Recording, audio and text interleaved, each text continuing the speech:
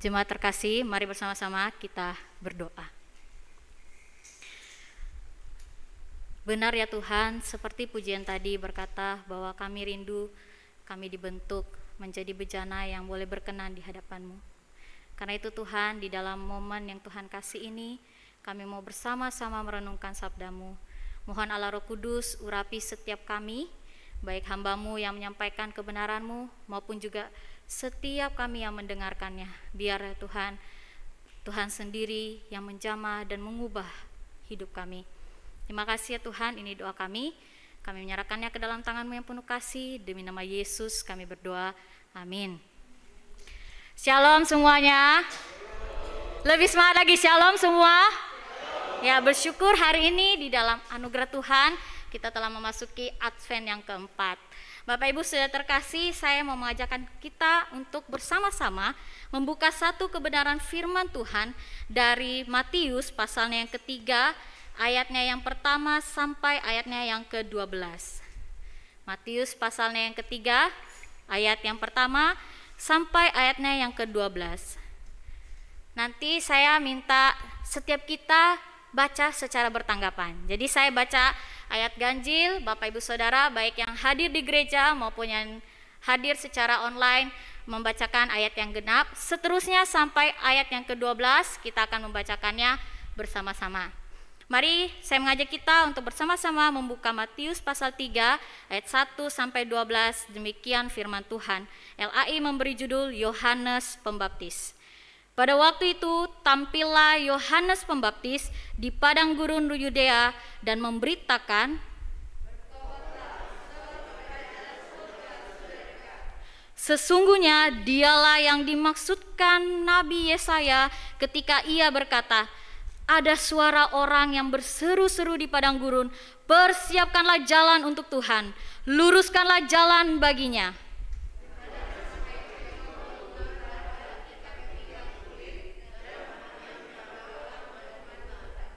Maka datanglah kepadanya penduduk dari Yerusalem, dari seluruh Yudea dan dari seluruh daerah sekitar Yordan.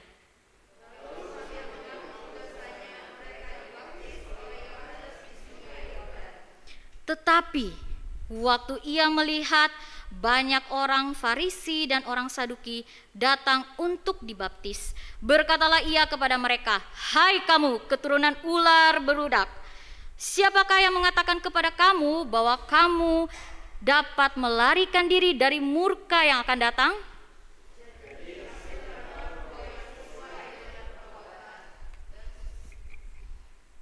Dan janganlah mengira bahwa kamu akan berkata dalam hatimu, Abraham adalah bapa kami. Karena aku berkata kepadamu, Allah dapat menjadikan anak-anak bagi Abraham dari batu-batu ini.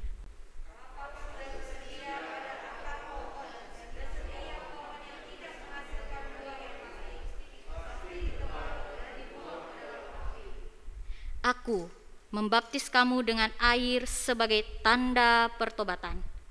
Tetapi ia yang akan datang kemudian daripadaku lebih berkuasa daripadaku, dan aku tidak layak melepaskan kasutnya. Ia membaptiskan kamu dengan Roh Kudus dan dengan api. Bersama-sama kita membacakannya. Alat penampis sudah di tangannya. Ia akan membersihkan tempat pengirikannya dan mengumpulkan gandumnya ke dalam lumbung, tetapi debu jerami itu akan dibakarnya dalam api yang tidak terpadamkan. Demikian sejauh pembacaan firman Tuhan pada hari ini. Berbahagialah setiap kita yang tidak hanya membacanya, tetapi merenungkannya dan melakukannya dalam hidup kita hari lepas hari. Bapak Ibu Saudara terkasih, pernah nggak ketika Bapak Ibu Saudara berada di jalan, saudara berjumpa dengan ini? Ini orang-orang yang di depan ya, yang pakai motor gede-gede ini. Pernah nggak ketemu di jalan raya? Pernah. Nah, ini disebut di dalam pembacaannya, semoga benar ya saya bacanya ya. Bacanya itu Volleider. Benar nggak ya? Volleider atau seperti di gambar ini ya. Mungkin kita sering jumpa mereka. Nah, Bapak Ibu Saudara terkasih, kata Volleyder ini diadopsi dari bahasa Belanda. Ya, sejujurnya saya tidak perlu menyebutkan bahasa Belandanya secara yang lebih detail karena saya bukan pakar bahasa Belanda. Satu. Kemudian sekalipun saya masih ada keturunan Belanda, tapi saya tidak mau, bukan saya tidak mau, tapi saya nggak pandai intinya berbahasa Belanda. Tapi saya mau mengajak kita untuk melihat tentang istilah yang dipakai oleh orang Indonesia untuk menjelaskan tentang keberadaan orang-orang ini gitu. Nah, kalau Indonesia kita sebutnya itu polisi pembuka jalan. Keren ya? Polisi buka jalan gitu. Jadi mereka membukakan jalan. Saudara, Volleyder atau disebut polisi pembuka jalan ini adalah polisi yang secara khusus untuk diminta bertugas sebagai pembuka jalan bagi kendaraan-kendaraan tertentu yang membutuhkan. Misalnya, Bapak Presiden dari bandara mau ke Istana Kepresidenan. Tentu saja butuh ada yang membukakan jalan supaya mempermudah akses perjalanan dan tidak macet. Tentu tidak hanya sekedar menghindari macet, tapi juga menjaga keamanan Bapak Presiden. Sama demikiannya juga dengan pejabat-pejabat lainnya. Namun Bapak Ibu Saudara terkasih, ternyata polisi yang pembuka jalan ini, mereka tidak hanya bekerja untuk menjalankan tugas melindungi atau menjaga membuka jalan untuk para pemimpin negara kita, tetapi mereka juga biasanya diminta untuk membantu akses. Misalnya ada duka cita, biasa mereka diminta untuk membantu ambulans supaya akses dari misalnya nih dari rumah duka ke tempat kremasi ataupun sebaliknya dari rumah sakit mau ke tempat duka jadi lebih mudah dan lebih cepat gitu. Nah, Bapak Ibu Saudara kasih, di dalam tugas mereka kita coba lihat ya, kita coba bisa lihat bahwa keberadaan mereka ini, kehadiran mereka ini bukan hanya sekedar buka jalan, permisi, enggak. Tapi lebih daripada itu, tugas ini adalah tugas yang benar-benar mereka kerjakan dengan sungguh-sungguh. Artinya mereka buka jalan, tapi mereka harus siap menghadapi berbagai tantangan. Karena walaupun pekerjaannya di tanda kutip kalau kita bilangnya pembuka jalan, tapi mereka berhadapan dengan banyak hal, misalnya kemacetan. Bagaimana caranya supaya mereka bisa membuat di tengah macet itu akses bisa tetap jalan. Tentu itu hal-hal yang menjadi tantangan-tantangan tersendiri bagi polisi pembuka jalan. Nah, Bapak Ibu Saudara kasih, hari ini saya mau ajak kita untuk berjumpa dengan polisi pembuka jalan. Tapi ini konteksnya bukan sekedar pembuka jalan. Nah, kita akan mengenal sesosok pribadi yang bernama Yohanes Pembaptis. Tadi rekan-rekan sudah membacakannya dan sudah menyimak tentang sekilas tentang Yohanes Pembaptis. Bapak Ibu Saudara terkasih, saya yakin bahwa begini, kita mungkin sangat familiar dengan Yohanes Pembaptis. Mungkin dari kita mungkin akan mudah jawab, ya Yohanes Pembaptis ya, dia yang baptis gitu. Atau mungkin kita akan bilang, oh iya dia anaknya si Eliezer, anaknya Zakaria. Dan atau mungkin kita bilang, oh ini anak yang dinanti-nantikan oleh bapak mamanya setelah sekian lama gitu. Tapi Bapak Ibu Saudara kasih, saya mau ajak kita untuk melihat melalui perenungan ini tentang bagaimana perjalanan beriman Yohanes Pembaptis, khususnya perjalanan hidupnya sebagai pribadi orang yang mempersiapkan jalan Tuhan. Ini part yang perlu kita sama-sama renungkan. Jadi, di dalam perenungan hari ini, paling tidak ada 3 hal yang mau saya highlight tentang perjalanan iman Yohanes Pembaptis. Yang pertama, tentang panggilan dan tugas Yohanes Pembaptis itu sendiri. Kedua, kita akan melihat tentang kehidupan keseharian Yohanes Pembaptis. Dan terakhir kita melihat bagaimana pandangan Yohanes Pembaptis dalam melihat dirinya, keberadaan dirinya, dan di dalam memandang Allah yang memanggilnya. Saudara, mari kita melihat pada bagian pertama tentang panggilan dan tugas Yohanes Pembaptis.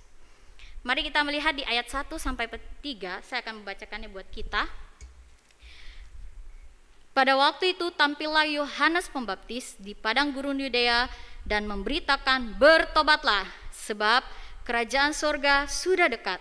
Sesungguhnya dialah yang dimaksudkan Nabi Yesaya ketika ia berkata, ada suara orang yang berseru-seru di padang gurun, persiapkanlah jalan untuk Tuhan, luruskanlah jalan baginya.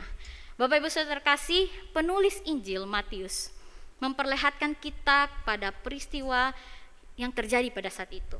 Dimulai dengan munculnya chapter baru di pasal 3, yaitu penulis memperkenalkan pribadi Yohanes Pembaptis yang sedang berkhotbah. Kalau di bahasa aslinya dia berkhotbah atau berkata di padang gurun pada saat itu. Ketika ia berkata dengan suara yang lantang, dengan berani, bertobatlah kamu sekalian, sebab kerajaan sorga telah dekat, sudah dekat. Saudara, coba saudara bayangkan saat itu saudara berada di peristiwa itu. Saudara misalnya lagi belanja, atau saudara lagi ngobrol dengan orang, terus dari jauh saudara dengar ada yang orang teriak, bertobatlah kamu sekalian. Waktu ada orang yang ngomong demikian, saya percaya pasti di antara kita tiba-tiba diam. Ih, siapa yang ngomong tadi? Orang mana dia? Kamu dengar? Saya Rin dengar. Hari itu, saudara bayangkan, ada suara dengan nyaring, dengan lantang, dengan berani, ngomongnya on point. Bertobatlah kamu sekalian. Saudara, saya yakin sekali orang-orang pada saat itu, mereka yang melihat itu kemudian penasaran. Mereka penasaran, terus mereka akan cari tahu. Dan pasti akan mendatangi orang ini. Kenapa ini orang ini lantang sekali ngomongnya? Apa yang dia sedang sampaikan? Kenapa dia suruh bertobatlah? Bapak Ibu Saudara terkasih, waktu kita melihat ini, tentu kita lihatnya kayaknya, oh dia cuma menyampaikan pesan Tuhan. Tapi kalau kita lihat di ayat 3 itu jelas sekali dikatakan begini, sesungguhnya dialah yang dimaksudkan Nabi Yesaya ketika ia berkata, ada suara orang yang berseru-seru. Kalau di bahasa Inggrisnya to cry out. Jadi kayak dia benar-benar kalau misalnya kayak benar-benar mengeluarkan suaranya itu dengan keras gitu, dengan lantang gitu. Dia tidak hanya sekedar ngomong, "Hey, bertobatlah," gitu. Enggak. Atau dia ngomong, "Woi, bertobatlah kalian." Enggak, tapi bertobatlah. Itu benar-benar suatu kata yang sangat lantang disampaikan oleh si Yohanes Pembaptis. Saudara, waktu dia berkata demikian, kita dibawa untuk mengerti begini, bahwa rancangan keselamatan Allah, kita dibawa untuk melihat kembali kepada nubuatan Nabi Yesaya, bahwa ternyata rancangan keselamatan Allah sudah dipersiapkan dengan baik. Melalui siapa? Melalui tentang perantara kedatangannya, kehadirannya Yohanes Pembaptis sebagai orang yang akan mempersiapkan atau membuka jalan bagi Mesias. Saudara, ini satu hal yang indah. Kenapa kalau indah? Kayak kalau kita lihat, oh biasa aja. Oh ya, dia cuma dipanggil doang. Oh emang dia dinubuatkan untuk menyampaikan kebenaran ini. Tidak, Bapak Ibu Saudara terkasih. Kalau kita lihat baik-baik, lebih daripada itu, ternyata Tuhan dari sebelum dia ada di dunia, Yohanes sudah dipersiapkan oleh Allah untuk dipanggil di dalam menjalankan panggilan dan tugas yang dipercayakan kepadanya. Kalau Bapak Ibu Saudara yang misalnya dari kecil sekolah minggu, atau di remaja, atau di pemuda, atau bahkan di umum, pernah mendengar kebaktian umum ini, atau pernah mendengar tentang kisah Zakaria, maka kita ingat bagaimana malaikat Tuhan datang kepada Zakaria memberitakan tentang kedatangan, kelahiran Yohanes. Waktu disampaikan kelahiran Yohanes di Lukas pasal pertama ayat 5 sampai 25, itu tidak hanya sekedar ngomong menyampaikan kedatangan, tapi di dalam menyampaikan kabar sukacita tentang kelahiran, kedatangan Yohanes Pembaptis, disampaikan juga di saat bersamaan tugas dari Yohanes Pembaptis, panggilan dia, yaitu menjadi orang yang mempersiapkan jalan bagi Tuhan. Saudara, berjalannya waktu, kita kemudian diperhadapkan dengan teks yang kita baca hari ini. Kita lihat teksnya, bagaimana pada akhirnya ketika Yohanes telah beranjak dewasa, dia menjalankan panggilan itu. Dia menjalankan panggilan dan tugas itu dengan baik. Saat kita membaca teks ini, Bapak Ibu Saudara terkasih, kita menemukan bahwa Yohanes Pembaptis beberapa kali menyuarakan kata pertobatan, menyuarakan pertobatan kepada umat Allah pada saat itu. Yohanes menekankan di ayat, saya sampaikan ada di beberapa ayat, di ayat 2, di ayat 5, di ayat 8, dan di ayat 11. Ayat 2, ayat 8, dan ayat 11. Sorry, hanya 3 kali. Ayat 2, ayat 8, dan ayat 11. Dikatakan, saya ambil salah satunya dari ayat yang kedua. Bertobatlah, atau di dalam bahasa Inggrisnya repent. Saya nggak tahu ini benar atau enggak bahasa Inggris saya, tapi semoga jemaat mengerti. Atau di dalam pemaknaannya di dalam bahasa Yunani, yaitu metanoite. Metanoite, yakni ya kalau kita artikan, mungkin kita sering banget dengar. Tapi ini kata yang sangat dalam. Kenapa? Dia membawa kita untuk begini, melihat bahwa repent atau bertobatlah itu artinya begini, sebuah penyesalan yang bukan hanya say sorry to God. God, I'm sorry, aku berdosa, hari ini aku lihat pornografi. God, I'm sorry, hari ini aku nggak baca Alkitab. God, I'm sorry. Enggak, dia nggak hanya ngomong gitu. Bukan bicara tentang say sorry, enggak. Lebih daripada itu, di dalamnya ada sebuah penyesalan terdalam. Penyesalan bahwa dosa yang dilakukan ini adalah dosa yang gak baik, dosa yang gak berkenan di hadapan Tuhan. Dan di dalam sebuah kata yang makna ini, yang penuh dalam ini, ada bentuk belas kasih, ada sebuah tekad, permohonan agar kiranya Tuhan mengampuni.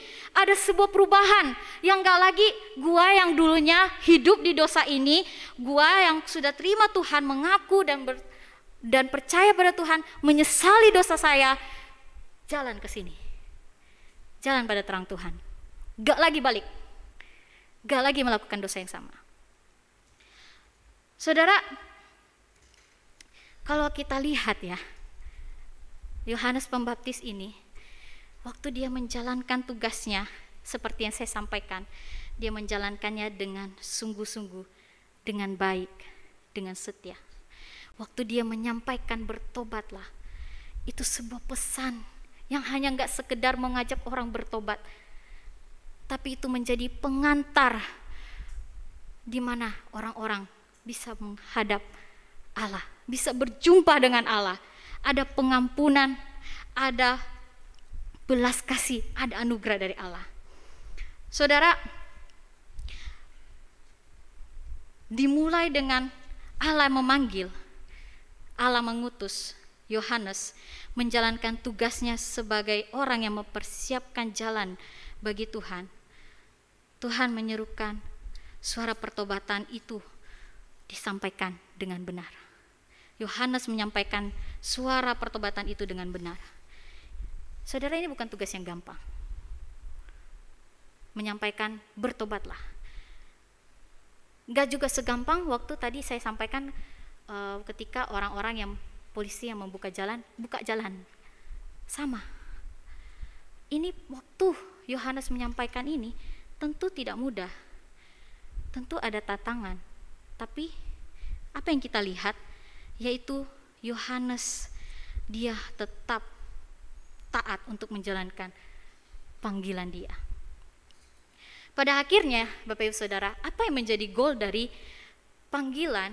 Waktu Yohanes mengerti panggilan ini, waktu Yohanes tahu bahwa dia dipakai untuk mempersiapkan jalan bagi Tuhan, goalnya adalah supaya setiap orang bisa bertobat dan berdamai bersama-sama dengan Allah sambil menyambut kedatangan Mesias. Saudara, yang kedua, sudah lewat ya.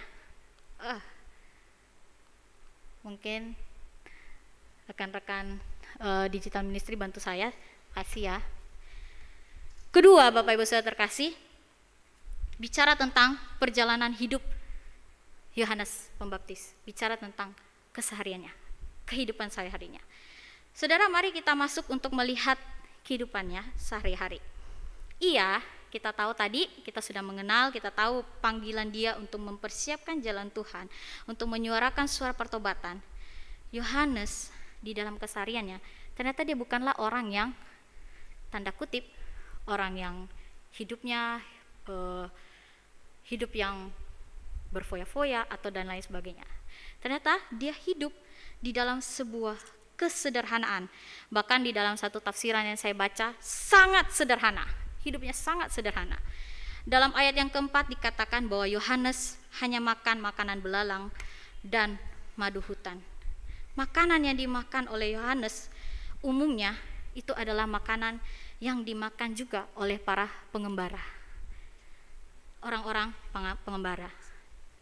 Dalam kesederhanaannya, Yohanes hidup dan tinggal di bukit-bukit Yudea, dan ia memakai pakaian yang sederhana juga, hanya terbuat dari bulu unta dan berikat pinggang sabuk kulit. Saudara, meskipun Yohanes Pembaptis adalah orang yang populer pada saat itu, tapi ia tidak mempergunakan hal itu sebagai kesempatan baginya untuk memegahkan dirinya. Sebaliknya, Yohanes hanya berfokus kepada, balik lagi, pada panggilan dan tugas yang dipercayakan Tuhan kepadanya. Hal ini sangat berbeda, Bapak Ibu Saudara terkasih, dengan pemimpin agama seperti orang-orang Farisi pada saat itu. Saudara, waktu ngomong tentang pemimpin agama, waktu saya baca dan saya siapin firman ini, saya gemetar, saya sampai bergumul, karena ini suatu teguran yang keras. Bukan hanya kita sebagai orang-orang percaya, tapi juga sebagai saya, orang-orang rohaniwan, ini juga sebuah peringatan yang keras gitu buat kita semua. Kalau kita lihat Bapak Ibu Saudara terkasih di teks yang kita baca, khususnya dari ayat 7 hingga seterusnya, Yohanes Pembaptis dipertemukan dengan dua kelompok besar, yakni kelompok Yahudi, di dalamnya ada orang-orang Farisi, kelompok pertama, dan kedua kelompok orang-orang Saduki. Di dalam bagian tersebut Bapak Ibu Saudara terkasih, kita bisa melihat bagaimana orang-orang ini, kalau kita baca ya, kalau baca lewat ya, kita mungkin lihatnya kesannya, oh ini orang mau datang dibaptis. Memang, mereka mau datang minta dibaptis, Bapak Ibu Saudara terkasih. Tapi Bapak Ibu Saudara terkasih, kita bisa lihat selanjutnya apa respon Yohanes. Yohanes berkata, "Hai kamu, keturunan ular beludak." Bapak Ibu Saudara terkasih, saya yakin kalau kita mungkin yang hadir pada saat itu, kita dengar orang ngomong seperti ini ke kita, mungkin kita bisa punya berbagai perasaan. Kita bisa tersinggung, kita bisa marah, kita bisa sedih, kita bisa kecewa. Kok bisa pemimpin ini ngomongnya, "Hai kamu keturunan ular beludak"?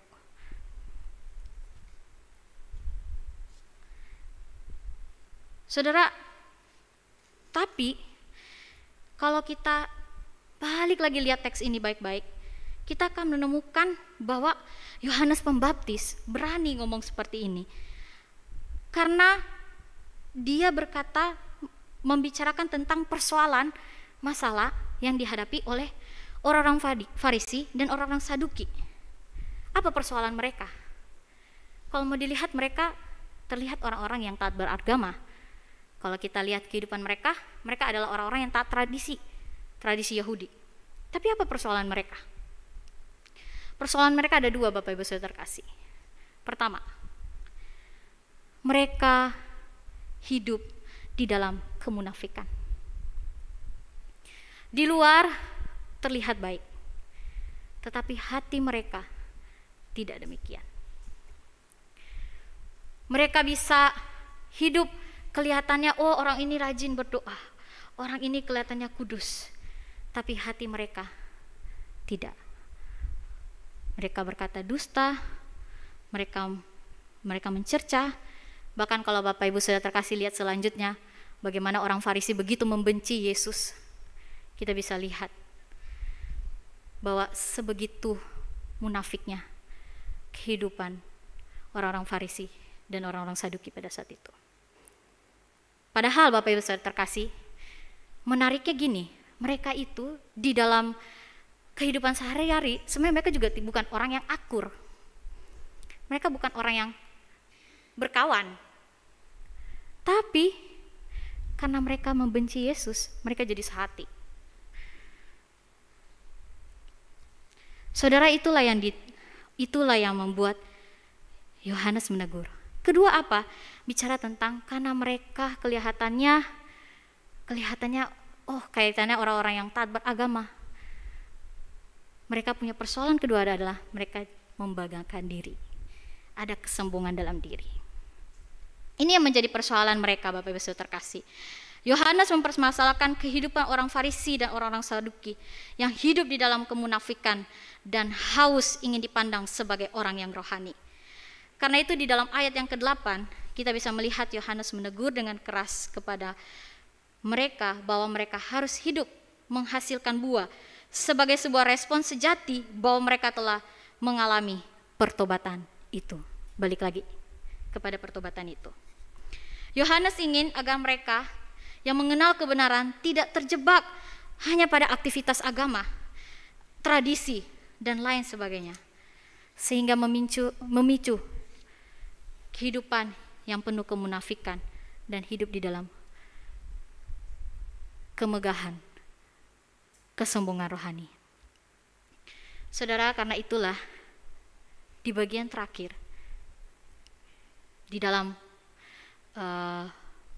part ketiga yang saya mau sampaikan, kita lihat bagaimana Yohanes waktu memandang diri dia dan waktu dia memandang panggilannya dan ketika bagaimana ia mengenal Allah. Saudara, di bagian akhir Yohanes membawa kita untuk tetap percaya bahwa dalam perjalanan hidupnya hanya Allah lah yang lebih berkuasa, sehingga tidak ada alasan untuk bermegah diri atau untuk hidup menjadi orang yang munafik. Itu ada di ayat 9 sampai 12. Saya bacakan salah satunya di ayat 11. Aku membaptis kamu dengan air sebagai tanda pertobatan, tetapi ia datang kemudian daripadaku lebih berkuasa daripadaku, dan aku tidak layak melepaskan kasutnya. Dan aku tidak layak melepaskan kasutnya. Saudara, mengapa Yohanes tidak bermegah diri? Kenapa Yohanes masih tetap memiliki kerendahan hati? Mungkin kita bisa melihat beberapa hal. Pertama, bagi Yohanes, ia memandang dirinya dan panggilannya serta tugas yang diberikannya. Ia sadar betul bahwa jikalau ada orang yang bertobat, keberadaan dia sebagai pembaptis, sebagai orang yang memberitakan kebenaran pada saat itu. Ketika ada orang yang di depannya bertobat dan dibaptis oleh dia dengan air, itu bukanlah tindakan yang hebat untuk dirinya, untuk jadi alasan untuk dia bermegah. Sebab Yohanes sadar betul bahwa ia memang tugas itu adalah tugas yang dipercayakan kepadanya, yang dilakukan kepada orang yang memang mau bertobat dan mau sungguh-sungguh dibaptis. Kemudian Bapak Ibu Saudara terkasih, di dalam popularitasnya sebagai pembaptis, Yohanes menjelaskan bahwa ia tidak lebih daripada seorang hamba, bahkan bisa lebih rendah daripada itu. Dia menganggap dirinya lebih rendah daripada itu. Saudara bisa lihat waktu dia menyampaikan begini, aku tidak layak melepaskan kasutnya, dan aku tidak layak melepaskan kasutnya. Bapak Ibu Saudara terkasih, di dalam konteks saat itu, hamba itu bukan hanya sekedar bekerja, tapi kalau tuannya datang, dia akan lepas kasut tuannya, dia akan bersihkan kaki tuannya. Yohanes, dia sampaikan bahwa buka kasut aja nggak layak. Buka kasutnya aja dia merasa dia nggak layak. Saudara, betapa rendah hatinya Yohanes Pembaptis. Bagian dari akhir ini, penulis Matius menunjukkan bagaimana Yohanes percaya bahwa kuasa Allah justru jauh lebih besar daripada apa yang dia perbuat, daripada apa yang dia beritakan, daripada apa yang dia sampaikan tentang kebenaran Tuhan. Dia menyadari itu, bahwa Allah jauh lebih besar daripada dirinya.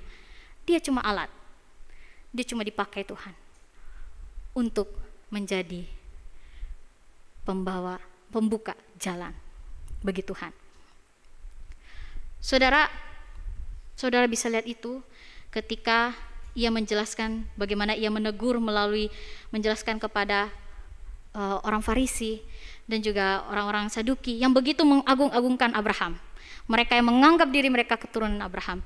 Tapi apa yang dikatakan Yohanes? Yohanes malah mengatakan begini, karena aku berkata kepadamu, Allah dapat menjadikan anak-anak bagi Abraham dari batu-batu ini. Saudara, itu satu pernyataan yang bukan hanya sekedar sindiran atau sekedar teguran, tapi Yohanes mau menjelaskan bahwa Allah itu lebih besar daripada dirinya, daripada orang-orang Farisi, daripada rutinitas keagamaan yang mereka lakukan sehari-hari yang dilihat orang. Dan bahkan di akhir Yohanes Pembaptis mengatakan begini,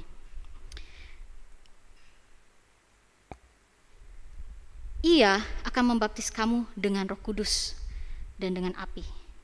Kalau tadi sebelumnya Yohanes bilang begini, aku membaptis kamu dengan air sebagai tanda pertobatan. Hanya membaptis dengan air sebagai tanda pertobatan. Ya, tanda bukti bahwa orang ini benar-benar telah bertobat. Tapi Yesus, dia yang akan datang itu, lebih daripada itu. Dia tidak hanya sekedar menyucikan, menguduskan kita, tapi dia memberikan Roh Kudus sebagai jaminan atau bukti bahwa seseorang telah menerima anugerah keselamatan dari Allah. Saudara, apa yang bisa kita pelajari dari perjalanan beriman Yohanes Pembaptis? Paling tidak ada 3 hal yang mau saya sharingkan. Pertama, penting sekali untuk kita mengerti dan memahami panggilan Tuhan di dalam kehidupan kita masing-masing dan tugas yang dipercayakannya kepada kita. Mungkin panggilan saya, panggilan rekan-rekan bisa berbeda. Bisa jadi Tuhan memanggil Bapak Ibu Saudara, ada yang ibu-ibu dipanggil untuk menjadi ibu rumah tangga yang menjalankan tugasnya di dalam terang Tuhan. Atau mungkin ada anak-anak muda yang Tuhan pakai, yang Tuhan panggil di dalam karir yang Tuhan percayakan, misalnya jadi dokter. Tuhan memanggil saudara menjadi dokter yang baik, dokter yang benar, dokter yang sesuai dengan apa yang Tuhan percayakan. Panggilan itu Tuhan mau kita memahami dengan benar panggilan itu, sehingga di dalam menjalankan tugasnya kita mengerjakan tugas panggilan itu dengan sungguh-sungguh. Kedua, Bapak Ibu Saudara terkasih, di dalam perjalanan beriman kita mengikut Tuhan, Ia ingin kita tetap terus setia menyuarakan kebenaran, menyuarakan berita pertobatan itu, kabar keselamatan itu. Seperti Yohanes, sekalipun dia hidup di dalam kesederhanaan, sekalipun dia hanyalah seorang pembuka jalan, tapi Tuhan ingin kita tetap setia menyuarakan kebenaran seperti apa yang dilakukan oleh Yohanes Pembaptis. Dan yang terakhir, Tuhan ingin di dalam perjalanan hidup kita terus percaya kepada Allah dan kuasa-Nya yang lebih besar daripada hidup kita. Saudara, perjalanan beriman Yohanes Pembaptis dan perjalanan beriman kita mengikut Tuhan adalah perjalanan iman yang begitu indah, begitu damai, dan penuh makna. Kenapa? Karena Allah telah lebih dahulu memanggil Yohanes Pembaptis, memanggil Bapak Ibu Saudara, dan saya untuk mendengar kabar baik itu, menerima pengampunan itu, dan hidup memberitakan kebenaran itu. Mari kita berdoa. Tuhan, hamba-Mu sudah berhenti menyampaikan apa yang menjadi isi hati-Mu, tapi biarlah Allah Roh Kudus sendiri yang terus berbicara di dalam setiap langkah perjalanan iman kami mengikut Engkau. Berkati jemaat-Mu ya Tuhan yang sudah mendengar hari ini, dan Tuhan kiranya terus menolong setiap umat-Mu Tuhan di dalam keseharian mereka mengikut Tuhan. Terima kasih Tuhan, ini doa kami. Demi nama Yesus kami berdoa kepadamu. Amin.